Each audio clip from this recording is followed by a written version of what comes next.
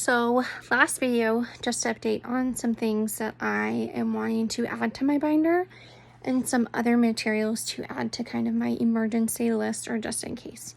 So some things that I actually purchased this last year, they are seatbelt covers. When I really wasn't doing well and I was not able to communicate, I felt it was important to get some emergency seatbelt covers because we live in a really high elevation and I just hate the fear of not being prepared. I like having my information on me, and this is a great way. So this actually has pockets inside that you can put your emergency medical information in. It's just a paper, and they actually include it in your order, or you can put whatever information if you want to type up something utilizing these forms that I've got going here. You can do that as well, and this would just wrap around your seatbelt. My plan with it was to have one kind of just as like a little case. I would keep it in my vehicle, my husband's vehicle, my mom's, and my sister's, because they were all transporting me at the time. But this also fits on a backpack. I utilize a backpack. I love it. And let's say you're walking around and you're on your own and you're not doing great. I don't know why you'd be on your own if you're not doing great, but we have to survive, right? But I felt that this would be very handy to keep on my backpack, just so people know if I'm walking around having a hard time, it's a medical reason and they don't need to ask questions. But I feel like it's also a great way to bring awareness to a disease no one knows about, hardly. And yeah, so again, it's got that little pocket that fits stuff in. You can put it on your seatbelt, or you can put it on your backpack, or just keep it in your purse, or keep it in like your glove box, something that would catch someone's attention. It is meant for emergencies and stuff like that. So the information you put in there would be medical info. I don't have my bracelet that I wanted to talk about because it broke. They got thrown away.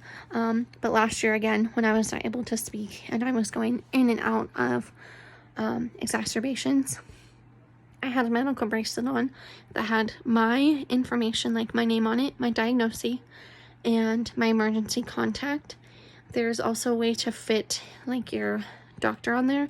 I would just do emergency contact, and I have those 2 Etsy shops actually listed, and I'd be happy to share those with you. They've been great products so far.